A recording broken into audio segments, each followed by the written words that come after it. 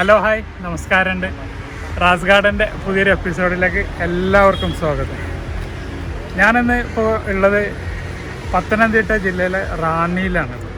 അപ്പോൾ എന്താണ് അവിടെ പണിയെന്ന് പറഞ്ഞാൽ റംബുട്ടാൻ്റെ ഒരു പ്രത്യേക ഇനമുണ്ട്, സീസർ എന്ന് പറഞ്ഞിട്ട്. അപ്പോൾ നമുക്ക് അറിയാം സീസറിൻ്റെ എന്ന് പറഞ്ഞിട്ട് ഒരുപാട് തൈകളൊക്കെ ഒരുപാട് നഴ്സറികളിലൊക്കെ കിട്ടുന്നുണ്ട്. പക്ഷെ അതൊക്കെ കൊണ്ടുവച്ചവരൊക്കെ പരാജയപ്പെട്ടു. അതല്ല N18 തൈകളൊക്കെ ആയന്നെയാണ് ഉണ്ടായി എന്നുള്ള അനുഭവത്തിൻ്റെ അടിസ്ഥാനത്തിൽ ഞാൻ അതിൻ്റെ ഉറവിടം, പുലിയെ പിടിക്കാൻ അതിൻ്റെ മടയിൽ പോകുക എന്നൊക്കെ പറയില്ലേ, അന്ന പോലെ ഈ വെറൈറ്റി വികസിപ്പിച്ചെടുത്ത അദ്ദേഹത്തിൻ്റെ അടുത്താണ് ഇപ്പോൾ ഞാൻ വന്നിട്ടുള്ളത്.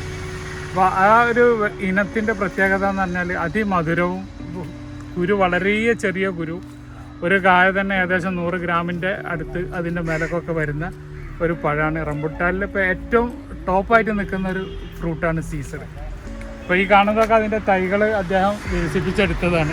അപ്പോൾ അതിൻ്റെ കാര്യങ്ങളൊക്കെ അദ്ദേഹത്തോട് നേരിട്ടിട്ട് ചോദിച്ചറിയാൻ വേണ്ടിയിട്ട് ഏകദേശം 260 കിലോമീറ്റർ സഞ്ചരിച്ചിട്ടാണ് ഞാനിന്നിപ്പോൾ ഇവിടെ എത്തിയിട്ടുള്ളത്.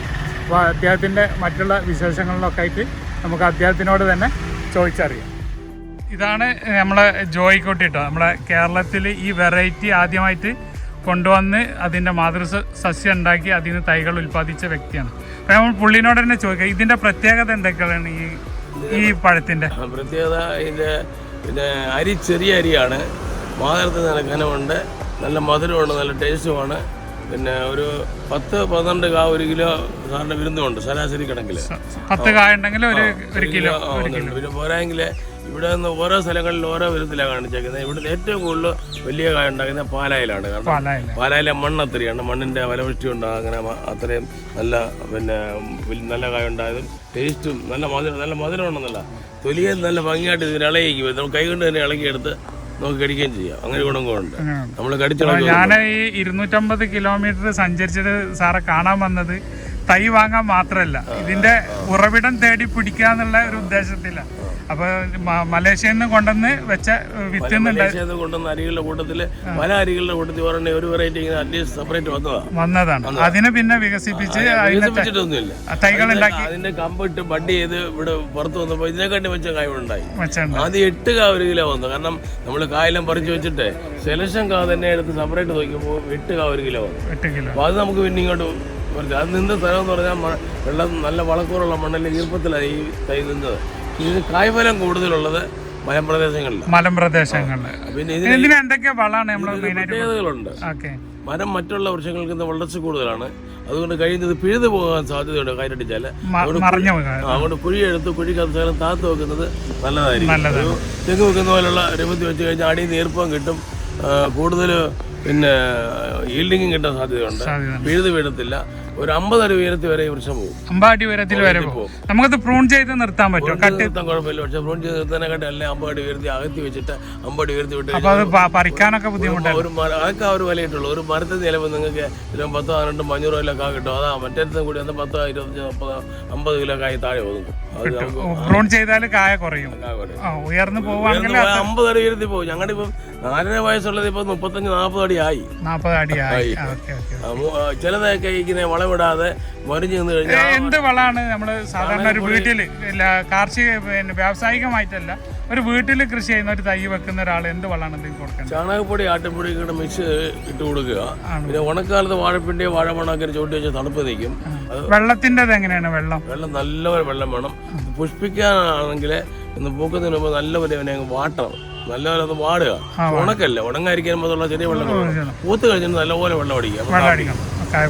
പിന്നെ ഇതിനിപ്പോ ഒരു കംപ്ലൈന്റ് പറഞ്ഞിട്ടുണ്ട്, ഈ റംബുട്ടാന്റെ പൂവൊക്കെ കൊഴിഞ്ഞു പോകുന്നു. അത് ഒന്നാമത്തെ കാരണം ഇത് ഒരു വലിയ വെറൈറ്റിയാണ്. ഇതിൻ്റെതായിട്ടുള്ള വെറൈറ്റിക്ക് ഈ സാധാരണ റംബുട്ടാൻ ആൺമരം വേണ്ട കായ പിടിക്കാൻ. പക്ഷെ ഇതിന് ആൺമരം ഉണ്ടെങ്കിൽ പിന്നെ ആൺമരം ഇല്ലാതെ വന്നു കഴിഞ്ഞാൽ പേട്ടുകാ കൂടുതലുണ്ടാകാൻ സാധ്യതകൾ കണ്ടുവരുന്നുണ്ട്. 2 പൂവ് ഒരു മരത്തിമല്ലേ ഉണ്ടാകുക? റംബുട്ടാന്റെ അല്ല, ആൺപൂവും പെൺപൂവും അതിലുണ്ട്. ഓക്കെ, ഇതിന് ഓൾറെഡി നമുക്ക് ആണ് വേണ്ട, ആണില്ലാതെ കാ പിടിക്കും. കിലോ സാർ ആണും പെണ്ണും വേണം, എല്ലാം. പക്ഷെ ഇതിന് പിന്നെ ഈ ഒരാൺമരം ഉണ്ടെങ്കിൽ നമുക്ക് പേട്ടുക കുറഞ്ഞിരിക്കും.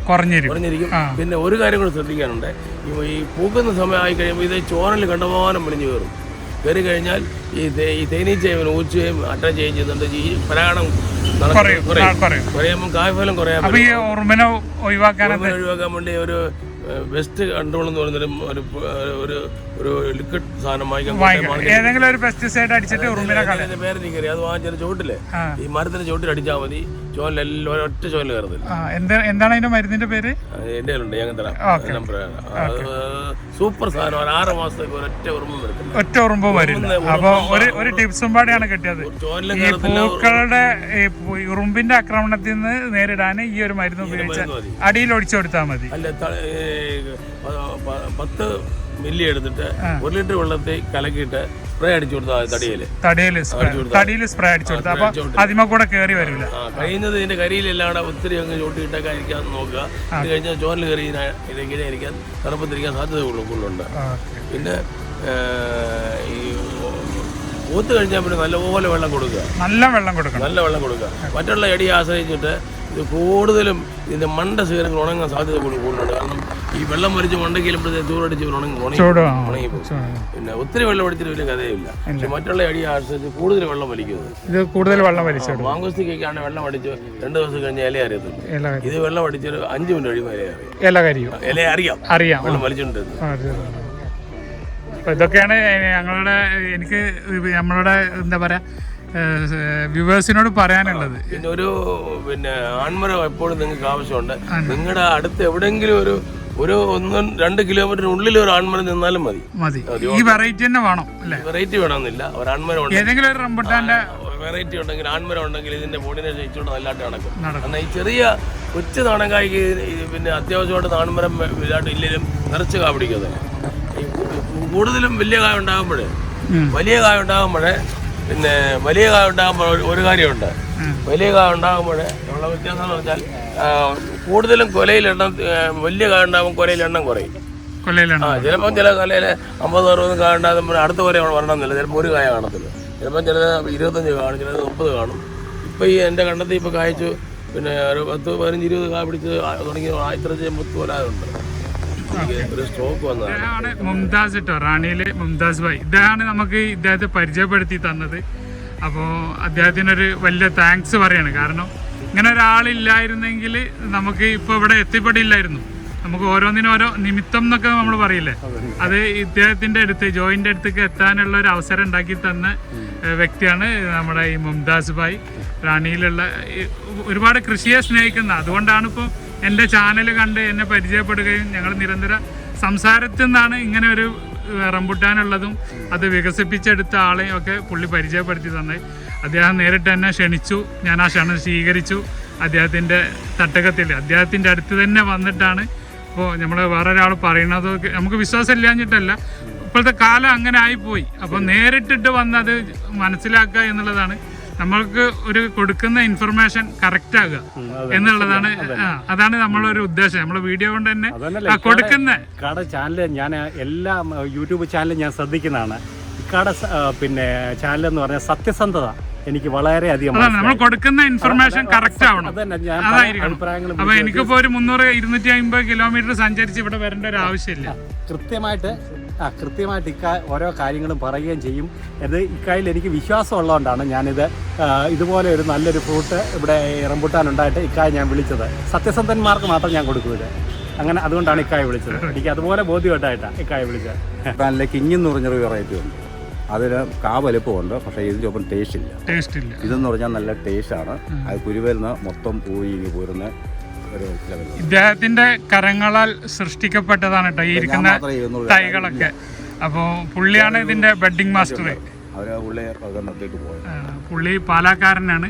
അപ്പോൾ ഏകദേശം ഒരു ദിവസം 2 മണിക്കൂർ സഞ്ചരിച്ചിട്ടാണ് ഇദ്ദേഹത്തിന്റെ അടുത്ത് വന്നിട്ട് ബെഡ് ചെയ്യുന്നത്. ഇപ്പോഴൊക്കെ ചെയ്യുവാണെങ്കിൽ 60-70% കൂടുതൽ കിട്ടുകയില്ല. ഒരു 2 ആഴ്ചയോടെ കഴിഞ്ഞ ആഴ്ച മഴ കൂടെ പെയ്ത് കഴിഞ്ഞാൽ 90% മുകളിൽ ഈ തൈ പിടിക്കും. 100 തൈ കിട്ടിയെന്നാൽ 90 തൈയും നമുക്ക് പിടിക്കില്ല. ജോയി ഇതെങ്ങനെയാണ് ഗ്രാഫ്റ്റ് ചെയ്യുന്നുള്ളത് നമുക്കൊന്ന് അങ്ങനെ കാണിച്ചു തരുന്നത്. അങ്ങനെയാണ് അത്രയൊക്കെ ബുദ്ധിമുട്ടുണ്ട് ഇതിൻ്റെ പണിയെന്നുള്ളത്. അതിനുശേഷം ബഡ് കമ്പിൻ്റെ മുകളിൽ നിന്ന് ബഡ് ആ ഇല കട്ട് ചെയ്ത ഭാഗമാണ് കട്ട് ചെയ്ത് കണ്ണം മുളയായിട്ടുള്ളത്. പിന്നെ മുകളിൽ ഇത് മുളകാണ്. അതിങ്ങനെ വളരെ നല്ല മൂർച്ചുള്ള കത്തിയിട്ട് ഇതാണ് എടുക്കുക. അതിൻ്റെ ഉള്ളിൽ തൊടാൻ പാടില്ല. അങ്ങനെ അല്ല, ഉള്ളിൽ തൊടത്തില്ല. ഉള്ളിൽ തൊട്ടാൽ ഇതിനകത്തും കൈ കൊള്ളരുത്, ഇതിനകത്തും തൊടരുത്. ഇതിനകത്ത് അരി ഇരിക്കുന്നത് ഇതാണ്. അരിയാണ് കിളർത്ത് വരിക. ആ അരിയെ കിളർത്തുള്ളൂ. ഇതൊരിടും ഇതിനകത്ത് ഈ പൊളിക്കുമ്പോൾ ഇതിനകത്ത് കത്തിയും കൊള്ളരുത്, കയ്യും കൊള്ളരുത്. ഇത് വെച്ച് ഇതിൻ്റെ ചുറ്റുമ്പോഴാണ് 4 വശവും തൊടാണ്ടിരിക്കണം. കൈ ഇതിനകത്ത് കരട് വരുവാണെങ്കിൽ നമ്മൾ ഊതിക്കളയോ അല്ല നാക്കൊണ്ട് ഇങ്ങനെ തൊട്ടെടുക്കുകയോ അല്ലോ ചെയ്യാം.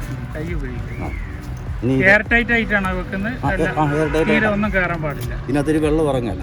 ഇതിൻ്റെ മുകളിൽ കൂടെ വെള്ളം ഒഴിച്ചാലും ശരി, ഒരു തുള്ളി വെള്ളം ഇതിനകത്ത് ഇറങ്ങാം. 25 ദിവസം ഇതിങ്ങനെ ഇരിക്കണം. 25 ദിവസം കഴിയുമ്പം ഈ കെട്ടം കൊണ്ട് ചെത്തി വിടുക, പൊട്ടിച്ചുട്ടച്ച് അഴിച്ചു വിടുക. അഴിച്ചു വിട്ട് കഴിയുമ്പം ഇത് പോയാൽ ചെയ്യാം. ഇതുപോലെ നിൽക്കും. അത് കഴിയുമ്പോൾ അതിൻ്റെ മുകളിൽ എത്തുമ്പോൾ വെച്ച് കണ്ടിച്ചു കൊടുക്കും. ഇങ്ങനെയാണ് നമ്മുടെ അതിമനോഹരമായ ഈ സീസർ വർക്ക്ഷോപ്പിൽ നിന്ന് ഇറങ്ങുന്നത്. അതിൻ്റെ പണിപ്പുരയിൽ നിന്ന് ഇറങ്ങി ഈ രൂപത്തിൽ കായായിട്ട്. എന്തായാലും അതിൻ്റെ ഭംഗി. ഒരു പഴം 100 ഗ്രാം എന്ന് പറഞ്ഞാൽ നമുക്ക് ഊഹിച്ചപ്പോൾ അത് റെഫറൻസിന് വെച്ചൊരു വീഡിയോ ആണ്. അപ്പോൾ ഇപ്പോൾ അവിടെ സീസണല്ല, അപ്പോൾ അവിടെ തുടങ്ങാൻ പോകുന്നേ ഉള്ളൂ. അപ്പം ഞാൻ അതിൻ്റെ പുള്ളിയുടെ അടുത്ത് നിന്ന് എടുത്ത കുറച്ച് ഫോട്ടോസാണ്, പുള്ളിയുടെ മൊബൈലിലുള്ള കുറച്ച് വീഡിയോസിൻ്റെ ഉപയോഗിച്ചിട്ട് ഞാൻ അതൊന്ന് കാണിച്ചു തരാൻ വേണ്ടിയിട്ട് ജസ്റ്റ് റെഫറൻസിന് വേണ്ടിയിട്ട് എടുത്ത കുറച്ച് വീഡിയോസുകളാണിത്. അതിൻ്റെ ഭംഗിയും അതിൻ്റെ ഇതൊക്കെ നമ്മൾ പറഞ്ഞറിയിക്കുന്നതിലപ്പുറമാണ്. സാധാരണ ഇപ്പോൾ 118 N18 എന്ന് പറഞ്ഞ വെറൈറ്റി ഇപ്പോൾ നമ്മുടെ വീട്ടിൽ ഈ N18 എന്ന് പറഞ്ഞത് അവർ ഉദ്ദേശിക്കുന്ന ഒരു കിലോയിലേക്ക് 18 പീസ് എന്നുള്ളതാണ്. അതൊരു കിലോയിൽ 20 പീസും ആവും, ചിലപ്പോൾ 15 പീസും ആവും, 16 പീസും ആവും. പക്ഷേ ഈ വെറൈറ്റി എന്ന് പറഞ്ഞാൽ ഏകദേശം ഒരു കിലോക്ക് 8 മുതൽ 10 വരെ പഴം ഉണ്ടെന്നുണ്ടെങ്കിൽ അപ്പോൾ അതിൻ്റെ വലിപ്പം നമുക്ക് ഊഹിക്കാമല്ലോ എത്രത്തോളം ഉണ്ട് എന്നുള്ളത്. പിന്നെ അത് കായ്ച്ച് നിൽക്കുന്നതും. അപ്പോൾ നമുക്ക് തൈകൾ വാങ്ങിക്കാനിപ്പോൾ ഒരുപാട് നഴ്സറികളിലൊക്കെ കിട്ടും. പക്ഷെ അത് എത്രത്തോളം അത് കറക്റ്റാണ് എന്നുള്ളൊരു വിശ്വാസക്കുറവ് കൊണ്ട് മാത്രമാണ് ആ തൈകൾ വാങ്ങാൻ വേണ്ടിയിട്ട് ഞാൻ അവിടെ പോയത്. ഫാമിൽ വെക്കുന്നത് നല്ലതാണ്. കാരണം ആൺപൂവുകളുടെ എണ്ണം നമ്മൾ സീഡ് മുളപ്പിച്ചാൽ കിട്ടുന്ന തൈകളിൽ ചിലപ്പോൾ ആൺപൂവ് മാത്രം ഇടുന്ന ചെടികളുണ്ടാവും. അപ്പോൾ അത് നമ്മുടെ പോളിനേഷന് നമുക്ക് നന്നായിട്ട് ഉപകാരം ചെയ്യും. നമ്മൾ ബഡ് ചെയ്ത തൈകളാണെങ്കിൽ അധികം കായ്ക്കൽ ഫീമെയിൽ ഫ്ലവറുകളാണ്. അപ്പോൾ ആൺപൂവ് വളരെ കുറവായിരിക്കും, അതിൽ പേരിന് മാത്രമേ ഉണ്ടാവുള്ളൂ. അതാണ് കുറേ കായപിടുത്തം നമുക്ക് ഒഴിവായി കിട്ടുന്നത്. അപ്പോൾ ഒരു പറമ്പിൽ ഒരു മരം ഉണ്ടെന്നുണ്ടെങ്കിൽ അതിൻ്റെ 1 കിലോമീറ്റർ ചുറ്റളവിൽ ആ ഒരു മരം മതി എന്നാണ് പറയുന്നത്, ഒരു ആൺമരം. അപ്പോൾ ഒരു വീട്ടിൽ ഒരു ആൺമരം വെച്ച് പിടിപ്പിക്കുകയാണെങ്കിൽ നമ്മൾ മറ്റുള്ള റംബുട്ടാൻ്റെ പോളിനേഷന് നമുക്ക് വളരെ ഉപകാരമാകുന്നതാണ്. നമുക്ക് കൊമേഴ്ഷ്യലായിട്ട് കൃഷി ചെയ്യുന്ന തോട്ടങ്ങളിൽ പോയപ്പോൾ എനിക്ക് മനസ്സിലായത്. ഇപ്പോൾ ഫ്ലവർ ടൈം ആയി വരുന്നുള്ളൂ എല്ലായിടത്തും. ഇനി ഒരു 3 മാസം കഴിയണം. അപ്പോൾ ഇതൊക്കെ പറഞ്ഞുകൊണ്ട് ഇന്നത്തെ വീഡിയോ അവസാനിപ്പിക്കുകയാണ്. ബൈ. അബ്ദുൾ റസാഖ്, തിരൂർ.